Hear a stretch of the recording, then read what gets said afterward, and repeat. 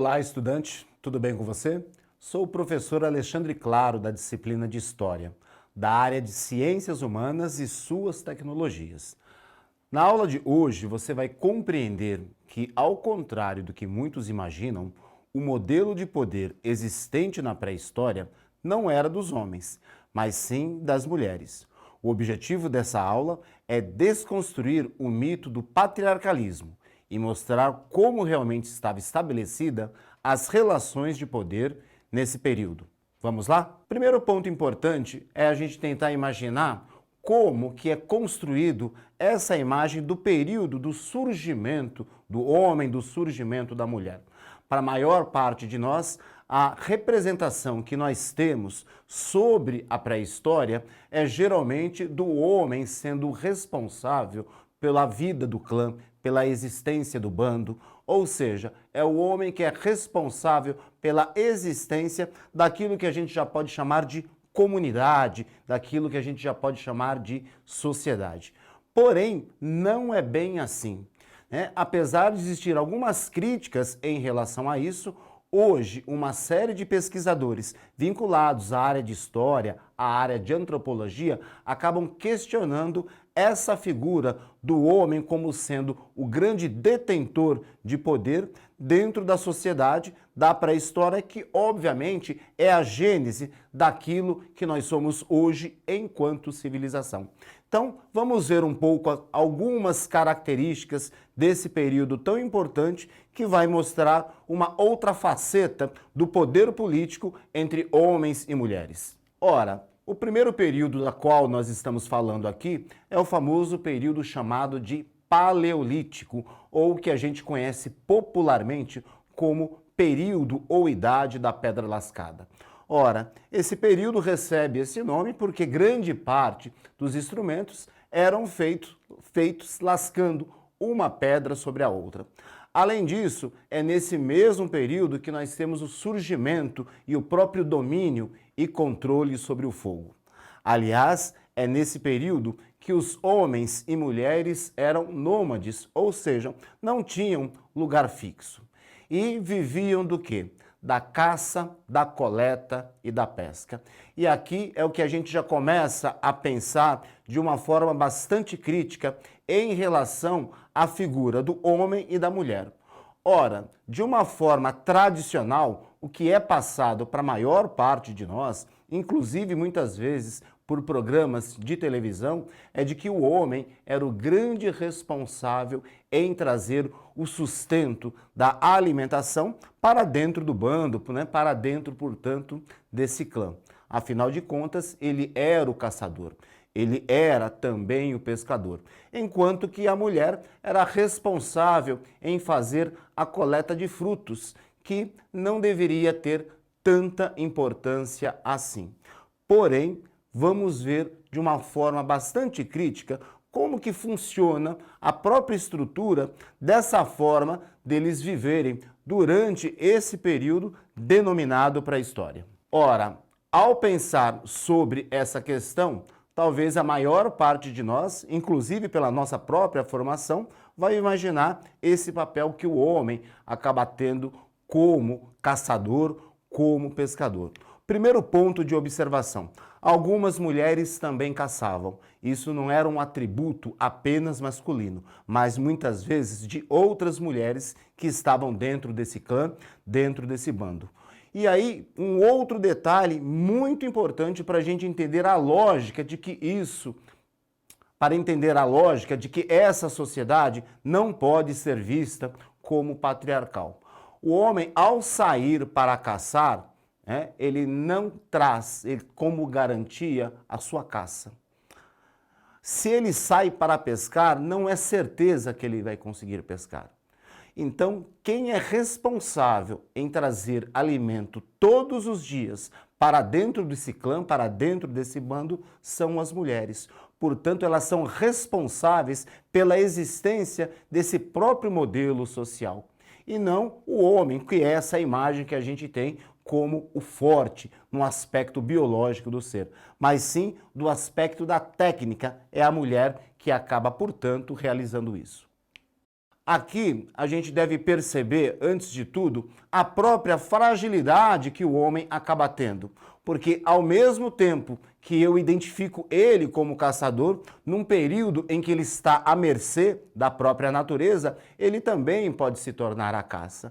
Seja de grandes animais, seja inclusive da forma de pescar algum peixe, né, onde ele pode ser devorado aí por alguma criatura da pré-história.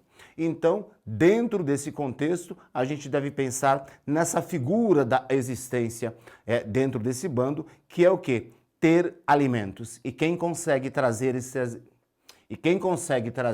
esses alimentos diariamente é efetivamente a mulher. Um outro ponto de atenção para nós em relação a isso é sobre o próprio processo da vida. Vejam que interessante, e a gente deve aqui pensar dentro desse contexto da pré-história. Quem acaba dando à luz, quem acaba gerando efetivamente uma criança, não é o homem, e sim a mulher. Então, o fato dela possuir essa fertilidade faz com que ela seja uma pessoa, muitas vezes, divinizada dentro desse mundo da pré-história. Ela passa a ser sacralizada, se estabelece, inclusive, uma relação entre natureza e mulher. Natureza e mulher são figuras sacralizadas para esses homens da pré-história e que, portanto, acaba tendo um outro tipo de destaque.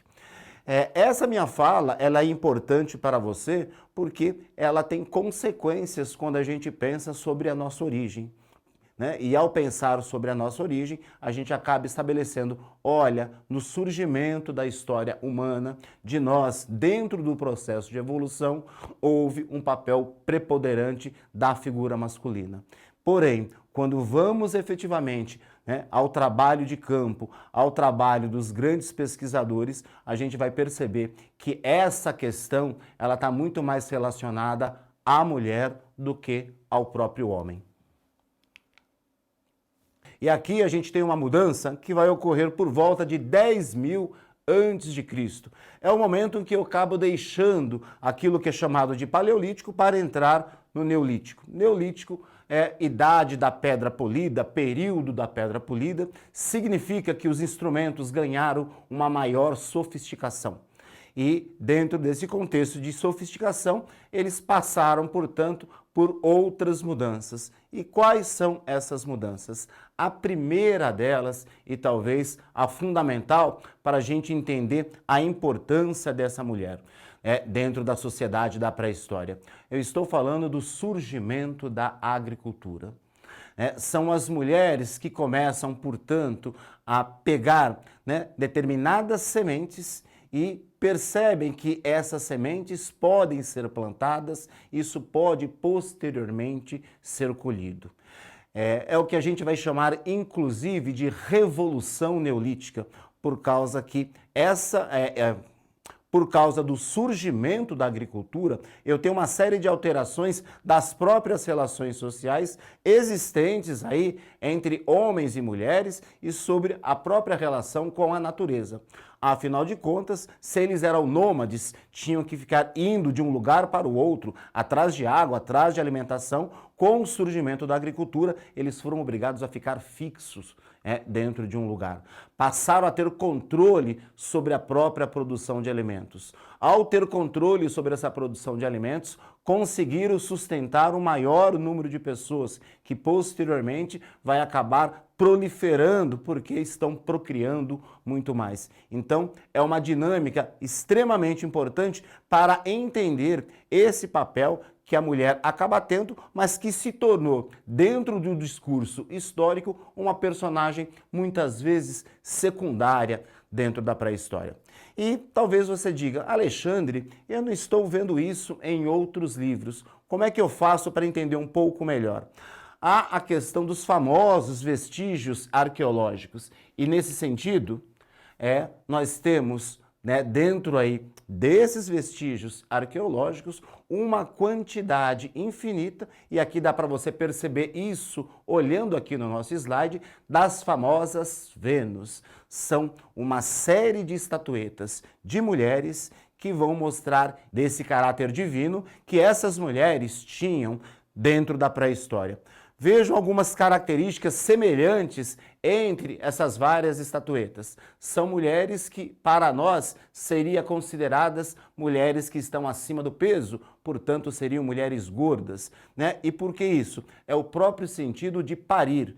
Né? Mulheres que efetivamente fossem consideradas gordas teriam uma possibilidade muito maior de parir, né, os seus próprios filhos. Vejam a própria ideia também aqui de um alimento literalmente natural da própria mulher, a amamentação. Portanto, nós temos aqui, dentro dessas estatuetas, seios geralmente muito grandes, fartos, né? Porque vão simbolizar esse alimento para essa criança que nasceu.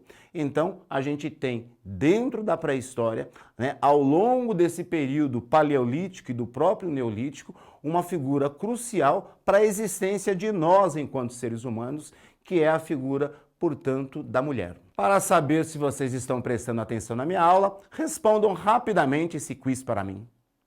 E aqui é a grande revolução que a gente tem com o controle total sobre a agricultura. É a partir do momento que se conhece, né, de uma forma plena o domínio e o controle sobre essa agricultura, vai ser inclusive também o momento que a gente começa a ter a transição disso que a gente está chamando de pré-história para propriamente a história. E aqui há uma questão interessante, que é nesse momento que a mulher ela vai perdendo, de certo modo, esse caráter sagrado que ela teve ao longo de milênios, para que esse caráter comece a ser atribuído agora muito mais aos homens do que às próprias mulheres. Nesse sentido, a existência da propriedade privada, o surgimento inclusive de um governo centralizado, faz com que a mulher perca essa posição de sacra e, portanto, de divino, para dar origem àquilo que a gente vai chamar atualmente como uma sociedade patriarcal, que é o que vai surgir na maior parte das civilizações posteriormente dentro aí do mundo. E aqui talvez um dos principais alimentos que vai simbolizar essa mudança, né, do papel, do poder da mulher, passando para o poder do homem, que é em relação ao surgimento, aí, ao cultivo, para ser mais exato, do trigo. Né? O trigo tem um papel crucial para essas primeiras civilizações. E ao lado disso você pode ver também algumas dessas importantes estatuetas mostrando esse próprio papel de transição para a sociedade da pré-história, para aquilo que a gente vai chamar de sociedade complexa ou de civilização.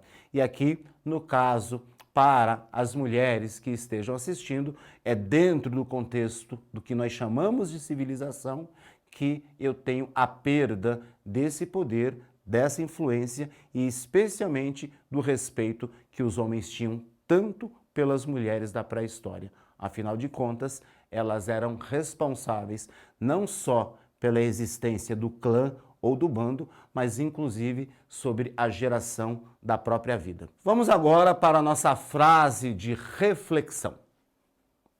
A relação que se encontra na origem de toda a cultura, de toda a virtude, de todo o aspecto mais nobre da existência é entre mãe e filho.